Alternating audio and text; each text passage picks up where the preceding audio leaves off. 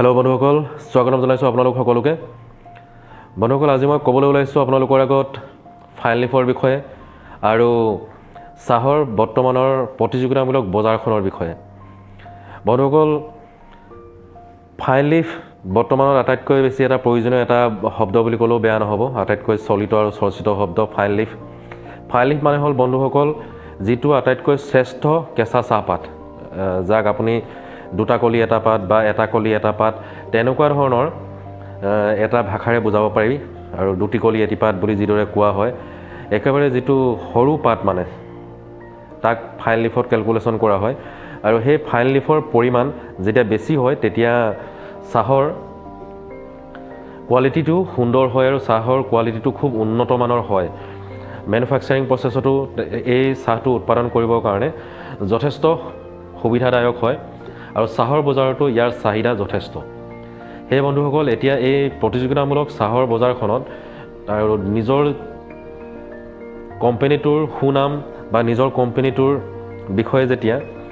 আনৰ আগত চৰ্চাত আনে, তেতিয়া এই উৎপাদিত চাহখিনিৰ ওপৰত যথেষ্ট গুণগত মানৰ ওপৰত যথেষ্টখিনি প্ৰশ্ন আহে বা উত্তৰ দিবলগীয়া হয় প্ৰতিপক্ষই। কাৰণ চাহৰ বজাৰত এজন দুজনকৈ নহয়, বহুতো নামী গুণী কোম্পানী জড়িত হৈ আছে, যিবিলাকৰ ওপৰত সদায় এজন আনজনৰ ওপৰত প্ৰতিদ্বন্দ্বী হিচাপে থিয় হৈ আছে। তো সেই বন্ধুসকল, প্ৰতিযোগিতামূলক বজাৰখনত যদি নিজৰ চাহখিনি আন্তঃৰাষ্ট্ৰীয় বজাৰতে হওক বা ৰাষ্ট্ৰীয় বজাৰতে হওক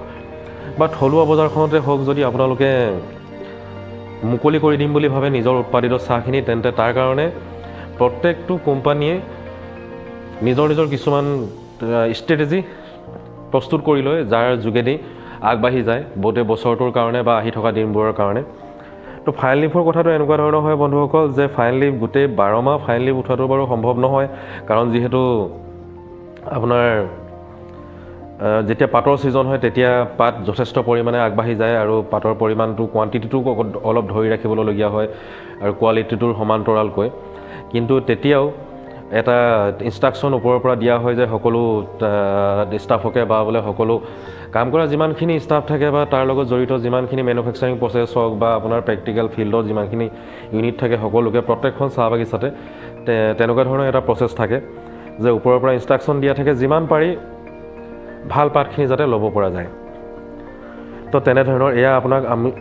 আপোনালোকক বৰ্তমান দেখুৱাই আছোঁ মই। এই যে উঠাই আছে পাতখিনি, দেখিছে হাতত থকা পাতখিনি কিমান সুন্দৰকৈ উঠাইছে। এইখিনি মানে খুবেই সুন্দৰ পাত, যিখিনি আপোনাৰ কোৱালিটি লিফ বৰ্তমান আমাৰ চাহ বাগিচা ক'বলৈ গ'লে মই বাৰম্বাৰ আগতেও কৈ আছোঁ যে জামিৰা চাহ বাগিচা এনেকুৱা এখন চাহ বাগিচা যি কোৱালিটিৰ বজাৰত নিজকে প্ৰতিষ্ঠা কৰিবৰ কাৰণে নিজৰ 100% প্ৰস্তুতি আগবঢ়াইছে, নিজৰ 100% প্ৰতিদ্বন্দ্বিতা আগবঢ়াইছে চাহৰ বজাৰত নিজৰ অস্তিত্বটো জীয়াই ৰাখিবৰ কাৰণে। আৰু আমাৰ নিম্ন শ্ৰেণীৰ পৰা একেবাৰে উচ্চ পদস্থ বিষয়াসকললৈকে সকলোখিনিয়ে ইয়াত নিজৰ ফেমিলিৰ দৰে নিজৰ সৰ্বোচ্চ ইয়াত দিছে, যাতে আমাৰ চাহ বাগিচাৰ চাহখিনি আন্তঃৰাষ্ট্ৰীয় প্ৰেক্ষাপটত উজ্জ্বলি থাকে। ইয়াৰ দাম বা ইয়াৰ চাহিদা কোনো গুণে যাতে কেতিয়াও হ্ৰাস নহয় তাৰ বাবে। আৰু ইয়াৰ কাৰণে সকলোৰে হাতে কামে ধৰি লাগি থকাটো খুবেই বাঞ্ছনীয় বন্ধুসকল। আৰু আপোনালোকক আগতেও যিহেতু কৈছোঁ মই যে ভাৰতৰ 56% চাহ অসমে অকলে উৎপাদন কৰে। 56% চাহ অসমে অকলে উৎপাদন কৰে। আৰু যদি ৱৰ্ল্ড ৱাইড কোৱা হয়, বিশ্বৰ 16% চাহ অসমে অকলে উৎপাদন কৰে। এইটো এটা সৰু ফিগাৰ নহয়, এইটো এটা বহুত ডাঙৰ ফিগাৰ আৰু তাৰ কাৰণে আমি সকলো গৌৰৱান্বিত। কিন্তু আজি এই ইণ্ডাষ্ট্ৰিটো ধৰি ৰাখিবৰ কাৰণে যথেষ্ট ফাইট কৰিবলগীয়া হৈছে সকলো কোম্পানীয়ে। বহুত চাহ বাগিচাত দৰমহা পাতিবিলাক নিয়মীয়া নহয়, যথেষ্টখিনি অসুবিধাৰ মুখামুখি হয় চাহৰ গুণগত মানটো নিম্নমানৰ হোৱাৰ কাৰণে। তো তেনে ক্ষেত্ৰত কোৱালিটিটোৱে যথেষ্টখিনি আগভাগ বা অৰিহণা যোগায় এখন চাহ বাগিচাক জীয়াই ৰখাত বা এখন চাহ বাগিচাক ছাৰ্ভাইভ কৰাত। তো ইয়াৰ কাৰণে জগৰীয়া বুলি ক'বলৈ গ'লে জগৰীয়া কাকো কৰিব পৰা নাযায় তেনেকৈ একে কথাৰে যে বোলে ইয়াৰ কাৰণে চাহ ইণ্ডাষ্ট্ৰিটো তললৈ গৈছে বুলি ক'বলৈ গ'লে। কিন্তু ইয়াত মিডল পাৰ্চন যিমানখিনি থাকে সেইখিনি যথেষ্ট লাভৱান হয় বুলি আমাৰ মনে ধৰে বন্ধুসকল। কাৰণ যিহেতু চাহৰ উৎপাদিত যিখিনি অৰিজিনেলি ইয়াৰ লগত জড়িত হৈ থাকে তাহাঁতি খুবেই কম মূল্য পায় আৰু যাৰ মাজত সোমাই কিনে যিখিনি মধ্যভোগী এইখিনি থাকে তেখেতসকলে ইয়াৰ যথেষ্ট লাভ উঠাব পাৰে তো সেইটো তেখেতসকলৰ সৌভাগ্য আৰু আমাৰে দুৰ্ভাগ্য বুলি ক'ব লাগিব কাৰণ তেখেতসকল তাত জড়িত হৈ আছে আৰু আমি ইয়াত জড়িত হৈ আছোঁ নিজৰ নিজৰ পথাৰখনতো সকলোৱে নিজৰ নিজৰ সুকীয়া এটা স্থান থাকিবই দিয়কচোন তো তাৰ মাজতে বন্ধুসকল আৰু এটা কথা আপোনালোকে হয়তো জানে যে বথলিফ ফেক্টৰীবিলাক থাকে যিবিলাক ফেক্টৰীত বথলিফ ফেক্টৰী মানে হ'ল আপোনালোকৰ ক্ৰয় যিবিলাক কেঁচা চাহপাত ক্ৰয় কৰা ফেক্টৰী যাৰ নিজৰ চাহ বাগিচা নাথাকে বা কিছুমানৰ চাহ বাগিচা থাকে তাৰ পিছতো ক্ষুদ্ৰ চাহ খেতিয়কসকলে সকলৰ পৰা তেখেতসকলে চাহখিনি ক্ৰয় কৰে কেঁচা চাহপাত ক্ৰয় কৰে আৰু নিজৰ ফেক্টৰীত বা নিজৰ প্ৰতিষ্ঠানত তেখেতসকলে মেনুফেকচাৰিং কৰে আৰু তেখেতসকলক কেঁচা চাহপাতটোৰ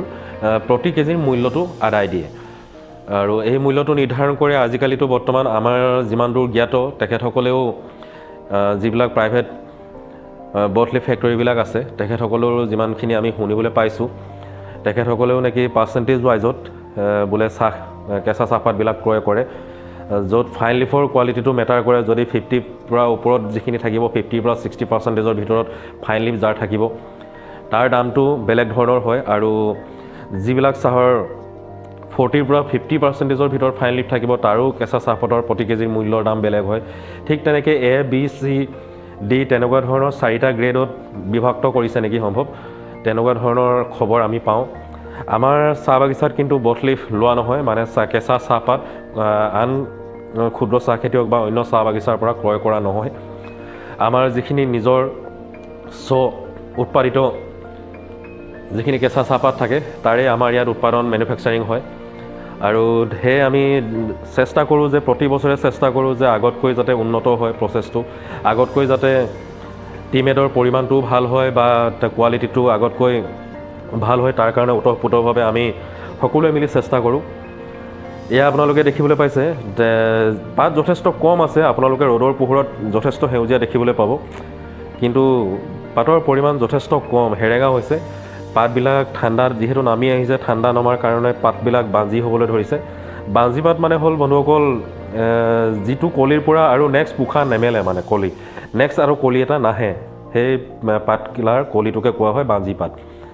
আৰু খুব কম হৈ গৈ থাকিব ঠাণ্ডাৰ পৰিমাণ যিমান হ'ব কলি মৰাৰ পৰিমাণটো সিমান কমি আহি থাকিব গছবিলাক থেতুৰা ধৰিব লাহে লাহে আৰু টান হ'বলৈ ধৰিব পাতবিলাক ছিঙিবলৈও টান হ'ব অলপ কঠুৱা হ'ব লাহে লাহে তো তেনেকুৱা ধৰণৰ কিছুমান থাকে প্ৰাকৃতিকভাৱে যাৰ যিটো ভগৱানে দিছে নহয় জানো তেনেকুৱা আজি মই আপোনালোকক আৰু এটা বস্তু দেখুৱাম বুলি ভাবিছোঁ বন্ধুসকল যে মই আজি যিহেতু পুৰা ফাইন লিফৰ ওপৰতে গুৰুত্ব দিছোঁ আৰু ইনষ্ট্ৰাকশ্যন আহিছে ওপৰৰ পৰা আমাৰ পৰিচালক বিন্দুও কৈছে ওপৰৰ মহলৰ পৰা যে আজি যিমানখিনি পাত মোৰ ছেকশ্যনৰ পৰা যাব বা মোৰ চালানটোৰ পৰা যাব খুবেই সুন্দৰ আৰু কোৱালিটি পাত এখিনি তেখেতসকলে মোৰ পৰা বিচাৰিছে তো ময়ো নিজৰ 100% দিছোঁ নিজৰ মানুহখিনি আৰু নিজৰ চৰ্দাৰৰ হতুৱাই এয়া আপোনালোকে দেখিছে যে চাওকচোন কিমান সুন্দৰ পাত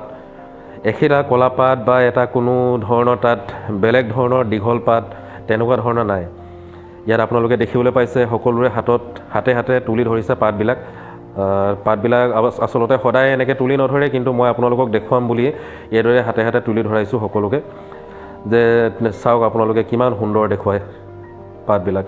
আৰু ইয়াৰ পৰা যিখিনি চাহ বনিব সেইখিনি কোৱালিটি ৱাইজত যথেষ্ট আগত থাকিব আৰু যিখিনি আন্তঃৰাষ্ট্ৰীয় বজাৰত সেয়েহে মই নহয় আমাৰ জামিৰা চাহ বাগিচা